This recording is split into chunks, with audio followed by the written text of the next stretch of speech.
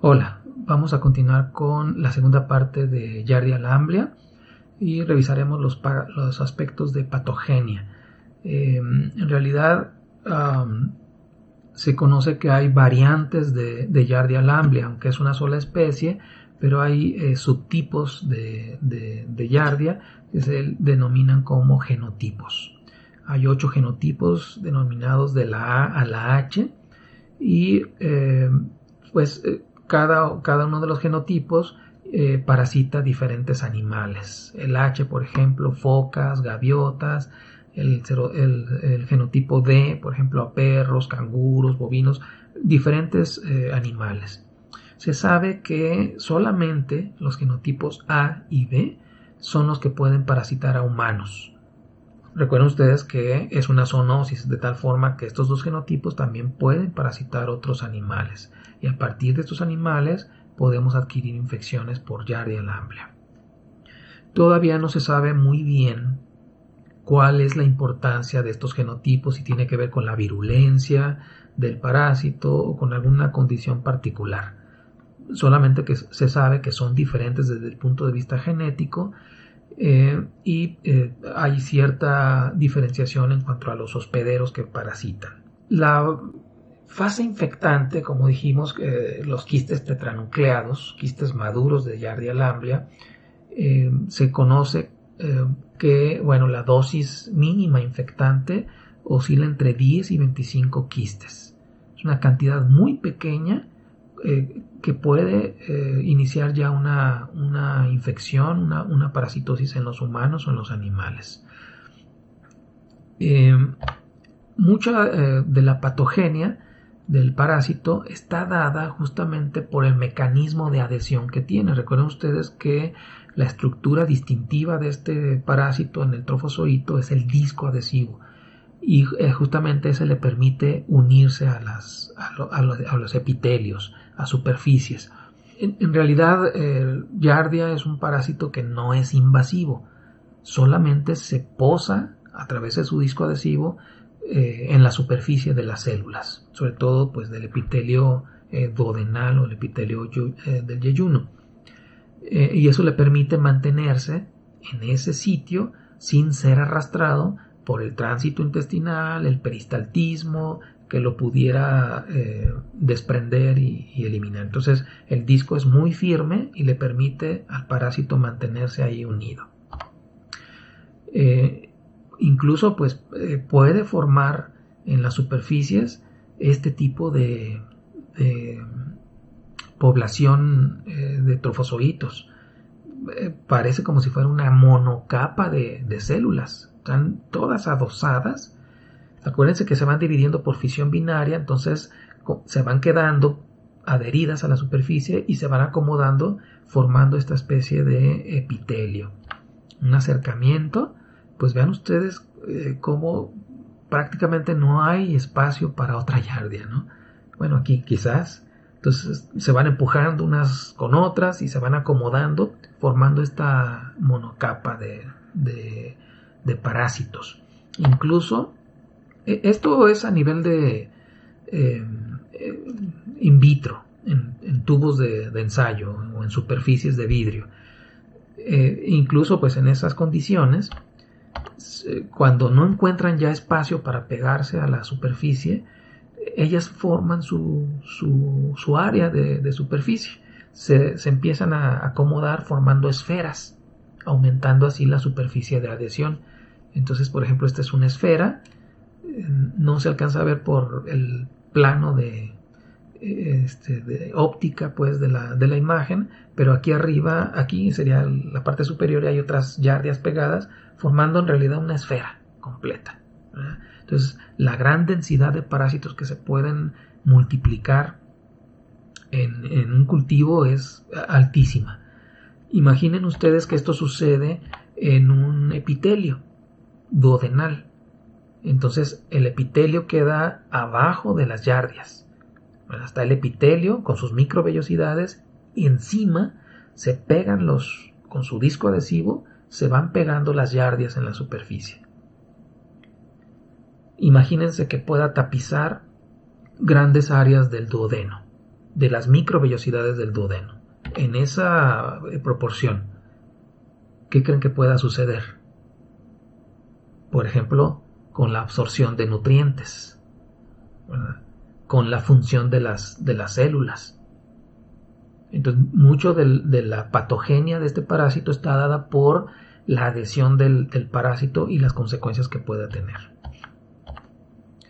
Esta es una microfotografía electrónica de barrido de un cultivo de células epiteliales intestinales. Cada uno de estos puntitos blancos corresponde a una microvellosidad vista desde arriba, ¿no? Esta es la parte, digamos, superior de la Giardia, la parte dorsal del parásito, que es cuando está pegada al epitelio. Vean como ustedes alrededor de la Giardia, alrededor del parásito, se pierden las microvellosidades. Entonces, algo está haciendo el parásito cuando está pegado, que alrededor de él se empiezan a borrar las microvellosidades o a destruir las microvellosidades. Cuando se desprende el parásito, dejan la huella, miren. Esta es la huella del parásito, como si fuera una huella de un caballo, una herradura, ¿no? Aquí estaba pegada, como se fija en la parte central, pues hay una menor pérdida de microvellosidades, porque recuerden ustedes que en la parte central del disco adhesivo no hay microtúbulo, no hay citoesqueleto, es una parte libre. Entonces aquí se respetan las microvellosidades, pero en la periferia sí están destruidas porque es la zona donde más se pega el disco adhesivo a la superficie y destruye las microvellosidades. Entonces, si por un lado la Giardia tapiza la superficie del epitelio y por otro lado empieza a destruir las microvellosidades, pues ya se imaginarán los efectos que puede tener este parásito, ¿no? Bueno, este comportamiento de las Giardias, de los trofozoitos, entonces genera una barrera que impide la absorción de nutrientes, fundamentalmente de grasas a nivel duodenal, pero también provocan un proceso irritativo, un proceso inflamatorio. Acuérdense que hay pérdida de las microvellosidades y eso hace que se pierdan mucha de la actividad enzimática de esa zona del intestino. Entonces afecta la actividad tríptica, la actividad de disacaridasas, de lipasas, de fosfolipasas, y por lo tanto, además de que se ve alterada la absorción de nutrientes por el efecto mecánico, ¿verdad? de barrera, que se interponen los trofozoitos sobre la superficie de absorción.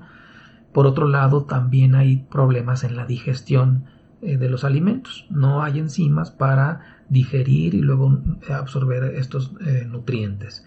No se le han identificado toxinas. Por ahí hay algunos textos que hablan que quizás existe una toxina muy similar a un veneno de una serpiente, pero no se sabe todavía realmente cuál es el papel de esa sustancia en la fisiopatología de la giardiosis. No provocan destrucción del tejido, invasión, úlceras, nada. La Giardia solamente está pegada, generando un efecto mecánico, impedir la absorción de nutrientes y destruyendo las microvellosidades.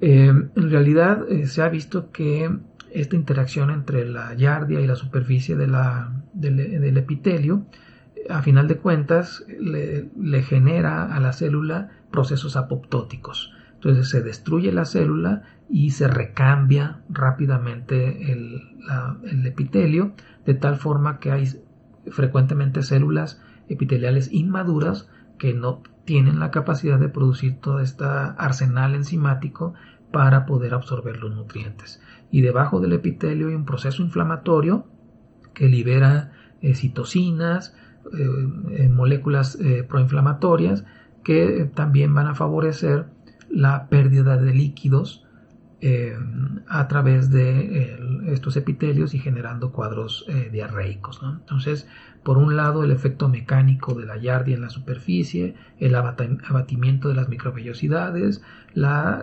apoptosis de las células, el proceso inflamatorio que se genera, todo esto favorece el cuadro clínico de giardiosis que en un momento vamos a revisar. Ya comentábamos que es más común en niños menores de 12 años y los cuadros clínicos de yardiosis son muy variados. Van desde los cuadros asintomáticos, alrededor del 50% de las infecciones por yardia son asintomáticas, hasta cuadros de síndromes de mala absorción intestinal. Entonces, entre esos dos polos hay un espectro muy amplio de manifestaciones clínicas, que en general podemos tener los cuadros agudos de diarreas y los cuadros crónicos. Digamos que los cuadros agudos se pueden manifestar con cuadros de diarrea o heces que pueden ser muy acuosas o pueden ser pastosas, muy fétidas. Es una característica muy clásica de la yardiosis. Pueden tener esteatorrea, es decir, la presencia de grasas. Acuérdense que estas se absorben fundamentalmente en el duodeno y si las yardias están impidiendo que sean absorbidas, se eliminan en las heces y las heces tendrán gran cantidad de grasas, lo cual se llama esteatorrea. Pero no siempre se presenta esta característica. Regularmente cuando uno piensa en yardiosis, inmediatamente le viene a uno a la mente el cuadro de esteatorrea. Y podríamos caer en un error en pensar que un paciente que no tiene esteatorrea, que tiene una diarrea, por ejemplo, acuosa, pudiera no tener yardia. ¿Sí? Entonces hay que considerar, aunque no sea la clásica esteatorrea que uno habitualmente piensa en yardia, que posiblemente pudiera ser yardiosis.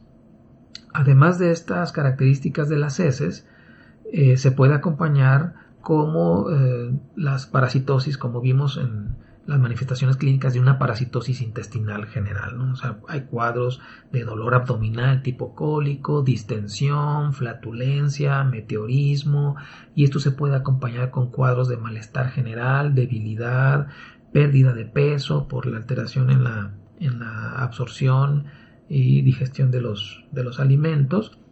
En los niños es muy clásico que haya alteraciones en la curva de crecimiento.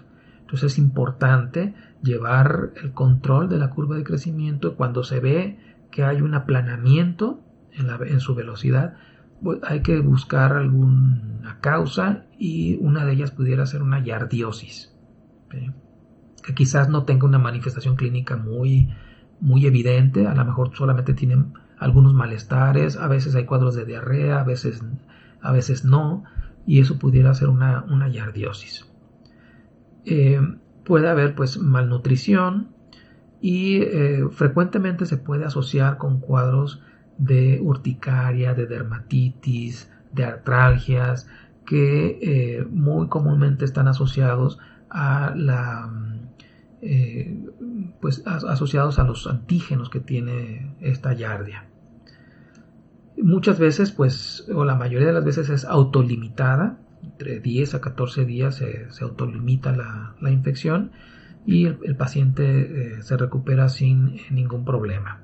O pudiera ser que pase a la siguiente etapa, que sería la diarrea crónica o yardiosis crónica, en donde aquí sí es más característico los cuadros de esteatorrea, pero igual puede manifestarse como cuadros intermitentes de en ocasiones diarrea, en ocasiones constipación, acompañado de las manifestaciones tradicionales de una parasitosis, distensión, dolor tipo cólico, meteorismo, flatulencia.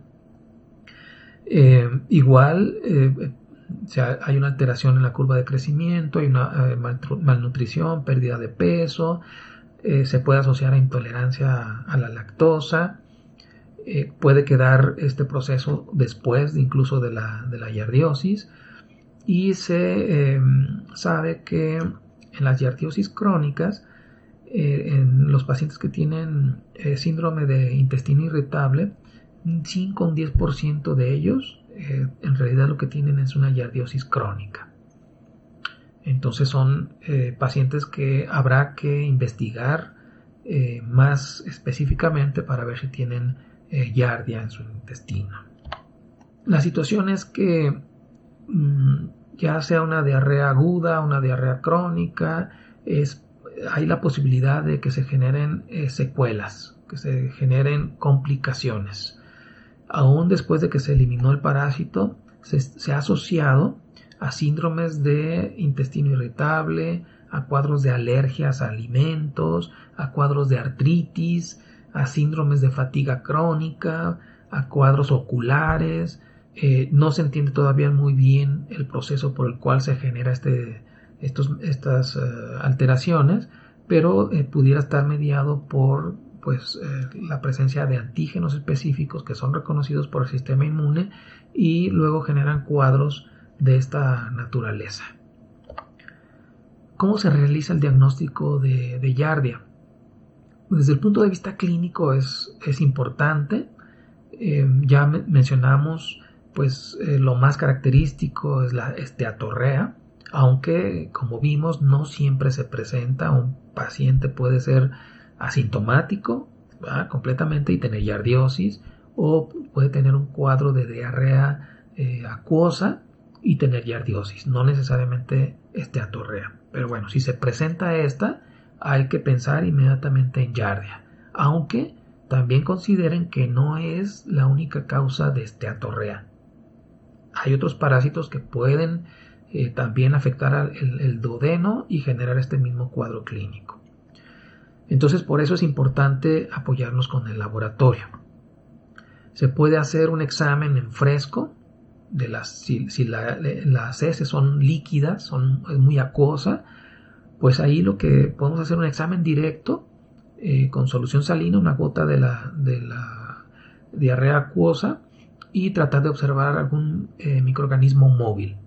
Podemos observar amibas, en el caso de que ese sea el cuadro clínico, o en este caso veríamos los trofozoitos moviéndose como lo vimos en el video anterior. Entonces, el examen en fresco está orientado para la búsqueda de trofozoitos, pero también podemos hacer el coproparasitoscópico seriado.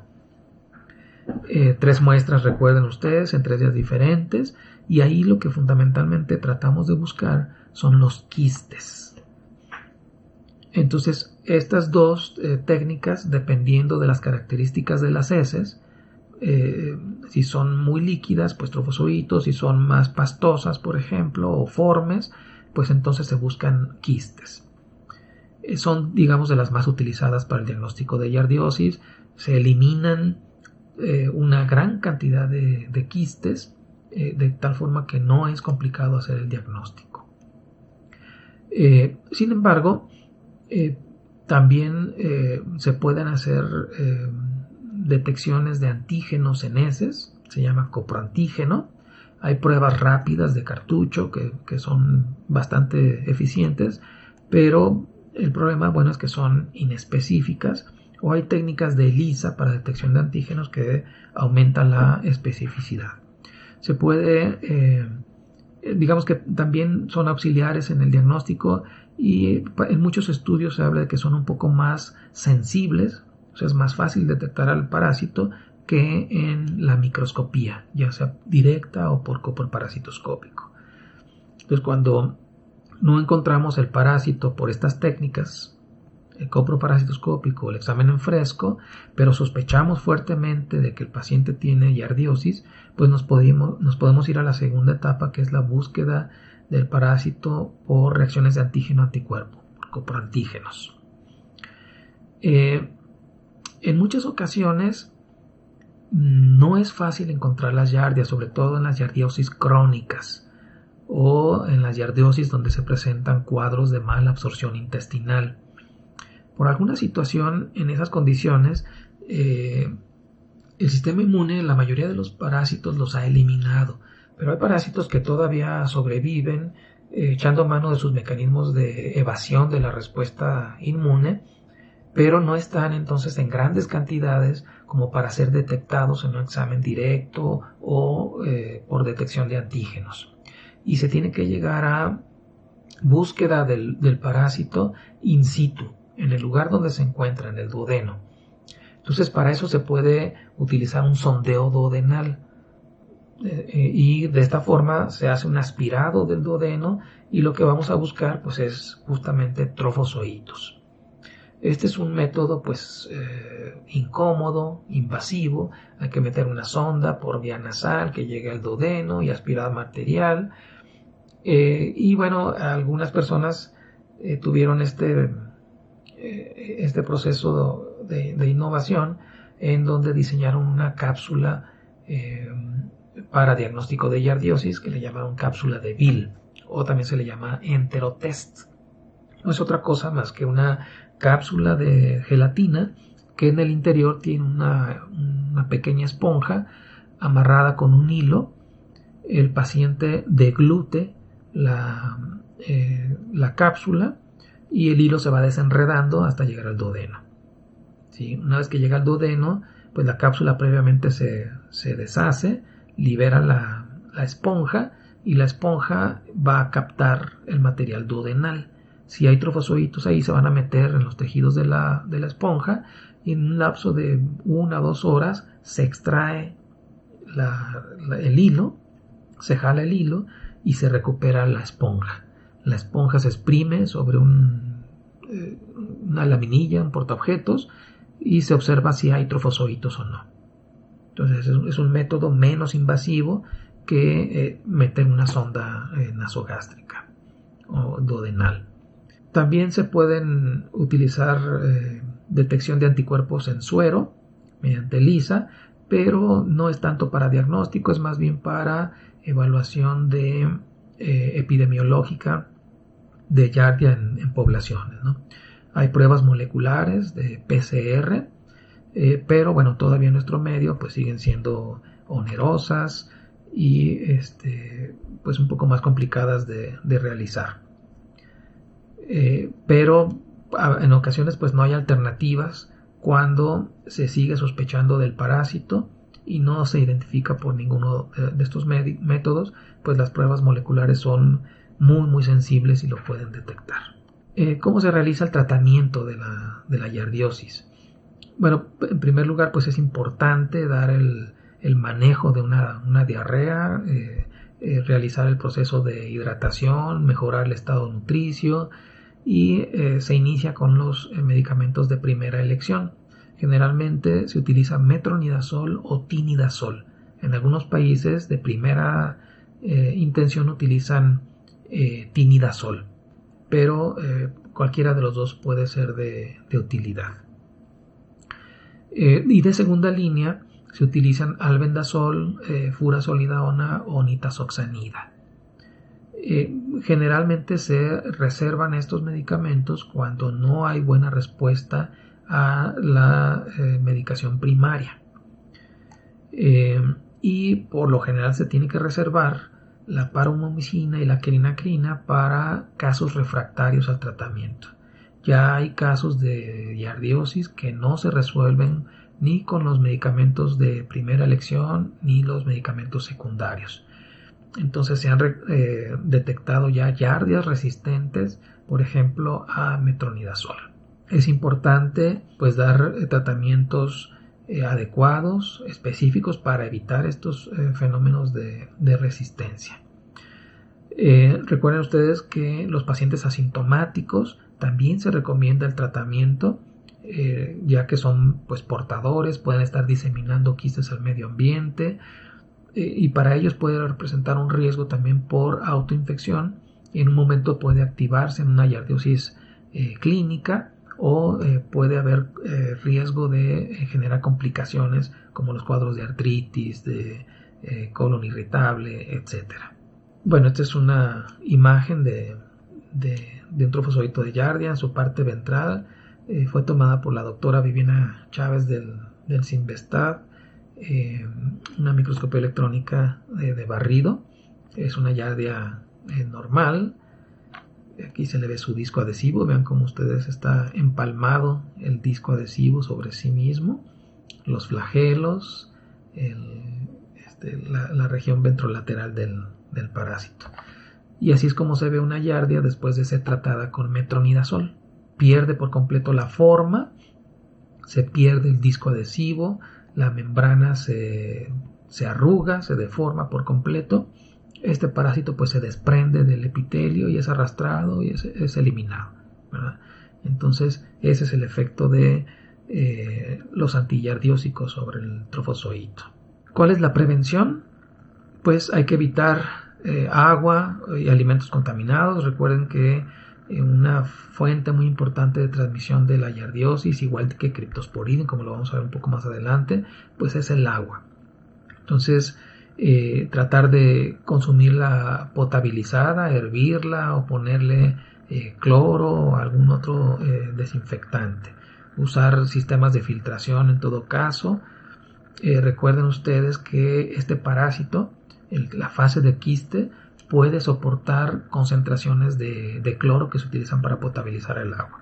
Entonces, en muchos lugares son importantes los sistemas de filtración para evitar esta parasitosis.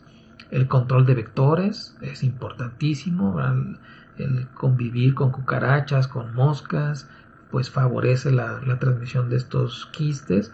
El buen consumo de vegetales cuando se consumen crudos, justamente hay que realizar desinfección, hay que lavarlos para evitar o pelarlos para evitar pues la transmisión del parásito. Y una vía importante de transmisión son las albercas. Entonces hay que tener un control sanitario adecuado de las albercas para evitar la contaminación de las mismas y la transmisión. Pues eso sería todo. Les agradezco mucho su atención y en clases pues revisamos las dudas que puedan tener y discutiremos algunos aspectos importantes de este parásito. Muchas gracias.